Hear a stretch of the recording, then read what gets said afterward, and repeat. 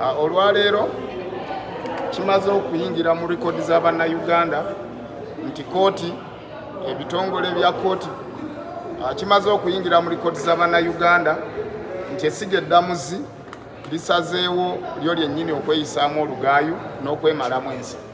Kubanga bw'otunuulira ensalawo ya kooti nti Nalukoola yagulirira abalonzi, etteeka ly'ebyokulonda ku mutendera gw'ababaka ba paalamenti lirumika kandidenti abeera yeesimbyewo okubanga ye kennyini ng'omuntu aguliridde abalonzi oba ng'oyo aguliridde abalonzi akakasibwa nti yakikoze mu kukkaanya ne kandidenti. Bw'otunuulira ebiboozibozi ebiribambikiddwa mu nsalawo y'omusango guno nti Nalukoola yagulirira abalonzi ng'akozesa ba agents be, nze ndowooza si bituufu naye bityoboola ekitiibwa kya kooti, ne kooti okuba nti yandibadde yeetengeredde okusalanga emisango mu nnono z'amateeka ne ku lw'abantu nga tebagudde bbege. Abantu bwe baba basalawo balonde Nalukoola, era Nalukoola n'afuna obululu bungi okusinga ku bwa munne eyamuvunaanye, kitegeeza kooti nayo omusango ebadde gusalawo okusinziira ku maanyi g'abantu.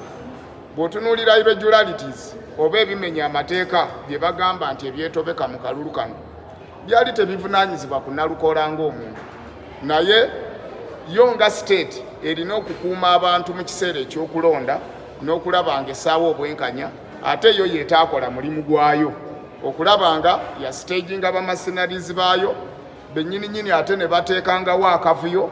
So causation ekyaleeta akavuyo tekyali ku Nalukoola ng'omuntu, naye kyali ku bakuumaddembe.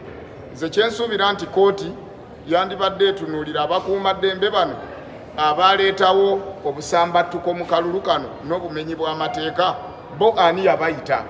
Kubanga ne electoral commission yabeegaanye, ate ku bakandidenti si bonna abaali mu kalulu teri yali alina buyinza buyita bakuumaddembe mu kalulu kano, era abaaviirako obusambattuko kooti kyeyisa irregularities.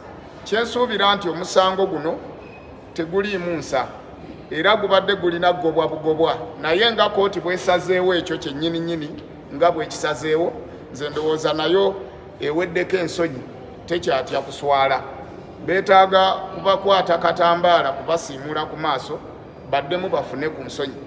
Ekyobulabe kyokka ekiri mu musango guno nti guzenga kansa agenda okwesigamwako okulaba nga n'emisango emirala mu bululu bwe tugendamu gikyayinza okuba nga gijulizibwa ku nsalawo y'omusango guno. So eno ensalawo mbi nnyo, si nnungi n'akamu n'akatono, naye gavumenti eyinza okuba egisiteeginze olw'okulukirako olukujjukujju n'enkulungo ey'okusalirako emisango emirala eginaalabibwamu vulugu bwati naddala mu kalulu ke tulagamu.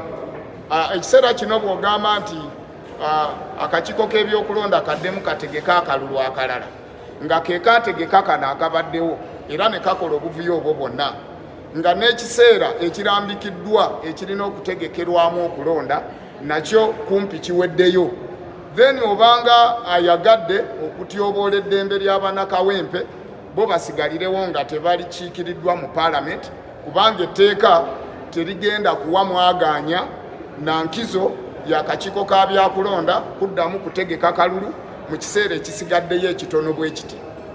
Kwo weekuli era kubeerawo ng'eddembe ly'oyo yenna abasaliddwa omusango ne yeekubira enduulu mu kooti endala eddako. Naye omusango guno gulimu engeri ya syndicate, era nze kyensuubira nti ddembe lyaffe tugenda kujulira, naye kansuubire nti mu kujulira tunaafunayo obwenkanya.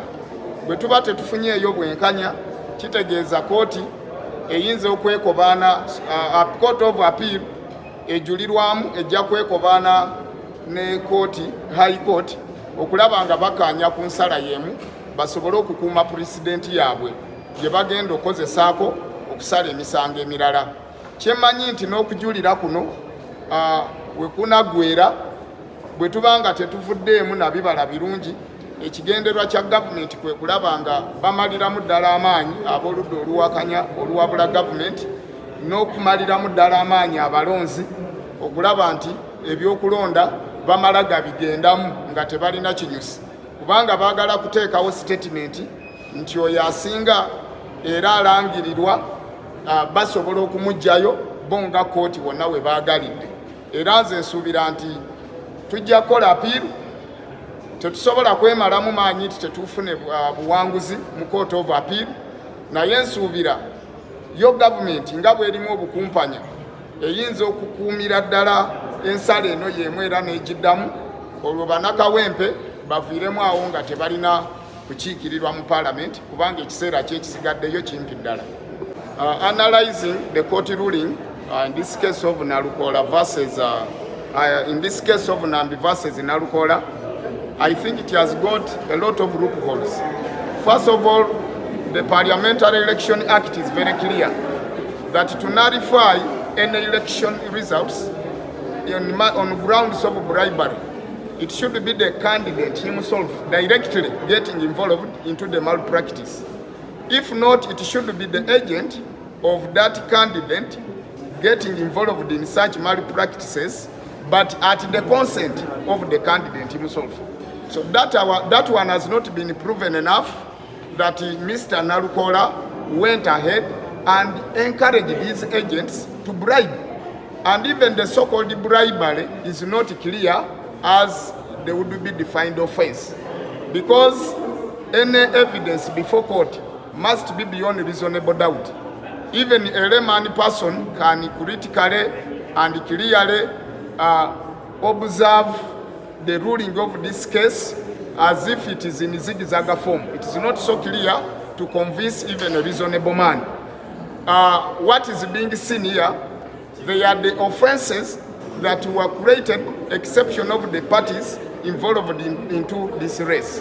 Neither Nambi nor Nalukola, none of them called upon security agencies to come and get involved into preserving over this election, because the Electoral Commission denied the officers who came to intervene the election exercise process. Even the candidates are not concerned about their ways about into this the conduction of this election, implying that it was a staged kind of game between the state and its own officers to come and interrupt the election exercise, aiming behind their mind that at the end of it all, they will go to court and nullify the victory of the people of Kawempe. For me, I think this is intending to create a poor precedent into the parliamentary election processes, whereby it is even a call up alert for us who are going to contest in the next election, that government at any one time, if it will so, can come up with its own machineries and conducts all the data work as it could wishes, with the intention of nullifying the victory of the electorate, which is unclear. It's against the constitutional mandate and the sovereignty of the people that any Uganda would come out and condemn.